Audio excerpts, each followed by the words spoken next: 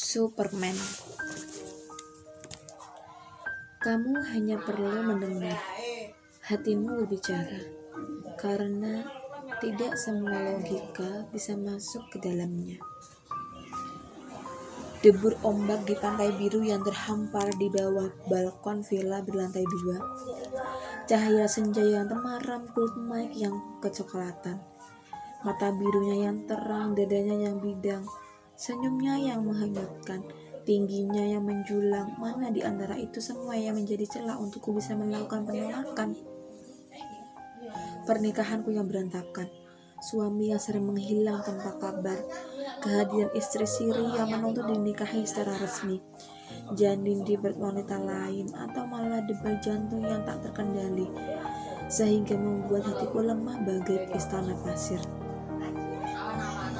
Bila sudah aku minta padanya, jangan mengganggu, tetapi ia tetap saja menatap penuh harap. Bukankah itu seperti melihat cerminan diriku yang menanti di luar pintu hati untuk mengemis cinta yang terlanjur diberikan kepada orang lain?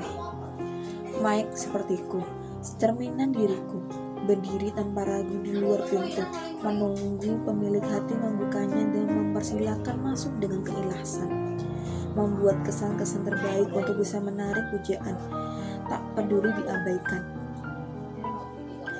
Datang padaku saat engkau lelah, aku siap jadi nahkoda untukmu. Berhenti berjuang sendiri, berhenti merasa baik-baik saja, berhenti berpura-pura kuat, berhenti menutup mata untuk semua luka. You deserve the best. Putriku digendongan tangan kanannya, menggeliat manja. Mike segera menepuk-nepuk punggungnya hingga Hawa kembali lelap dengan kenyamanan yang memilaukan. Melihat itu, perasaanku sangat terpengaruh jika Hawa, gadis kecil kesayangan suamiku, itu bisa berlabuh dengan nyaman di lengannya. Mengapa aku tak bisa melakukan hal yang sama? Apa yang membatasi kami selain norma? Di sini kami bebas. Bukankah Caca juga terus berpesan agar aku menikmati liburanku yang hanya 2 hari ini? Bolehkah? Bolehkah aku berlibur sebagai istri 2 hari saja? Aku berharap saat ini menjadi gadis lugu yang ditemukan Mike di antara serakan sampah yang didaur ulang. Mike masih menatapku dengan tatapan rindu. Sejak kapan mata itu menghipnotisku? Bunda, Adam datang menyusul bersama pengasuhnya, memelukku hangat. Putraku yang sebentar lagi berulang tahun ke-5 datang sebagai penyelamat. Wajah kecil Mas Danu melekat di wajahnya, menyadarkanku tentang hakikat kodrat aku seorang ibu sekarang, bukan wanita lajang yang bebas memilih cinta untuk bersandar. Aku sendiri adalah sandaran. Aku harus tetap aku sekuat baja, meski untuk itu harus berpura-pura bahagia. Bunda sudah kenal sama Om Super ya? Celetuk Adam. Om Super? Kenapa Adam sebut Om Mike begitu? Adam menoleh ke Mike. Dia bilang namanya Superman.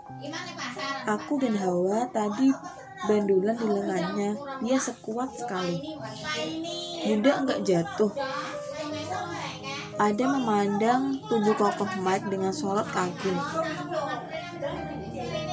Jadi mereka sudah berinteraksi. Jadi Mike sudah mendekati anak-anakku. Mengapa begitu kentara bahwa ia menaruh rasa? Bukankah seharusnya ia berhati-hati agar tidak diketahui orang lain? Atau Mbak, bawa Adam dulu ya, bajunya kotor, gantilah dengan yang bersih.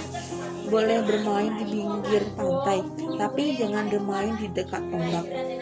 Hindari resiko sebelum resiko itu menjadi bencana. Pesanku pada pengasuh Adam. Baik Nyonya, bagaimana dengan Neng Hawa?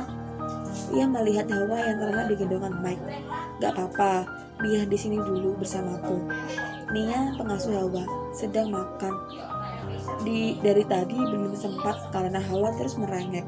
Mbak juga jangan lupa makan ya. Makanlah bersama Adam. Pengasuh itu mengerti dan undur diri. Ada hal yang ingin kuklarifikasi pada pria ini.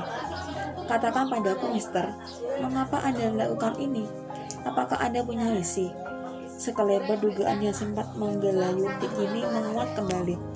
Mungkinkah Mike mengemban misi khusus dari bapak mertua? Misi?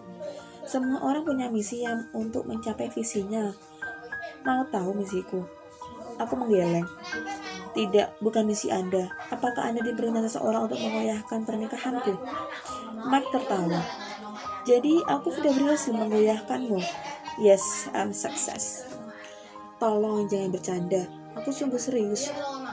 Jika benar ia ditugaskan sebagai penggoda agar aku melepaskan Mas Danu secara sukarela, akan kupastikan misi itu gagal. Ia selangkah mendekat hingga aroma tubuhnya tercium kuat. Kembali debu di dada membuatku bergetar.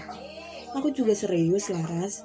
Kadang kesempatan hanya datang sekali. Bagaimana jika kesempatan itu lari? Apakah kau akan menangisi keputusanmu nanti? Aku bisa saja menghilang dari hadapanmu seperti angin. Tetapi saat itu kau akan mendudukanku. Mike terus mendekat. Aku tak ingin kau menyesal karena kehilangan orang sepertiku. Aku mundur selangkah demi selangkah. Tak ingin goyah. Jangan bermain kata denganku. Aku bukan wanita yang cerdas yang bisa mencerna setiap ucapanmu. Karena sikapnya yang kurang ajar, aku pun lupa berkata sopan kepadanya. Lagi-lagi Mike tersenyum tampan. Sekalipun kamu bodoh, kamu pasti bisa membedakan mana yang baik dan mana yang buruk, bukan?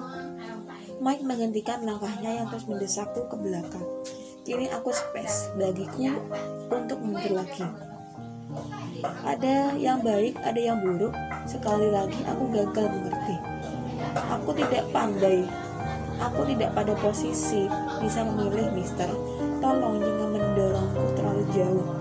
Sejujurnya, aku tidak sedang mengatakan hal-hal kiasan.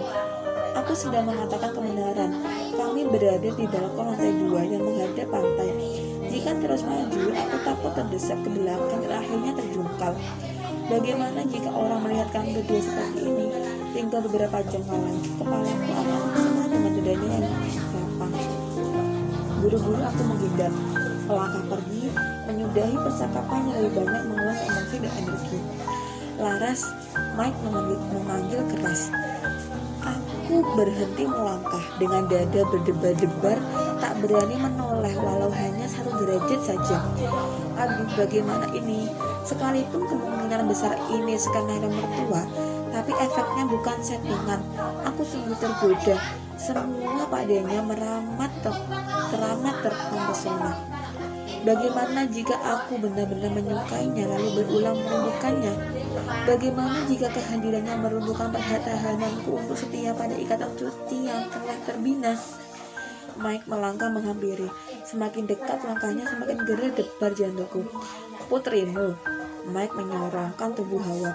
Ya Tuhan, ibu macam apa aku sampai lupa pada anak sendiri dan hampir saja meninggalkannya pada pria asing.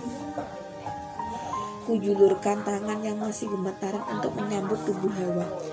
Tiba-tiba, Mike menahan tubuh Hawa dan menarik tubuh mungil itu kembali ke dalam pelukannya. Biar ku gendong saja. Mana kamarnya? Tidak, aku saja. Menolak sambil berusaha meraihnya kembali. Kamu yakin? Kamu terlihat grogi. Lagi-lagi Mike mendekatkan kepalanya untuk berbisik ke telingaku. Tanganmu gemetar. Apakah kamu memikirkan hal yang bukan-bukan? Ucapannya membuatku malu. Apakah begitu kentara? Jangan sampai dia tahu isi hatiku. Tenang, ini rahasia kita. Bisiknya lembut. Aku tersentak kaget, mendongakkan wajah untuk melihat matanya yang terlihat 30 cm di atas ubun-ubunku. Jika itu hanya 160 cm, maka Mr. Mike memiliki tinggi 180. Rahasia apa? Seingatku aku tak punya rahasia. Mike kembali tersenyum misterius. Rahasia pokoknya. Ia pun melangkah menuju kamarku untuk membaringkan Hawa. Kupanggil Nia untuk menemani gadis kecilku tidur. Sementara aku bergegas meninggalkan mereka yang kembali ke auditorium untuk bergabung dengan lainnya. Sambil berpikir keras, rahasia apa yang dimaksud Mr. Mike dan kenapa dadaku terdebar seperti pertama kali bertemu Mas Danu. Di saat aku masih melamun, mengingat kembali apa yang dikatakan pria datang itu di balkon. Seseorang menepuk padaku. Aku tersentak. Iya, Mr. Mike, ujarku gelagapan. Mister? Oh, salah menyebut orang. Tuhan, bagaimana ini? Di benakku kini perbedaan Mr. Mike. Sepertinya tak lama lagi aku akan ketahuan.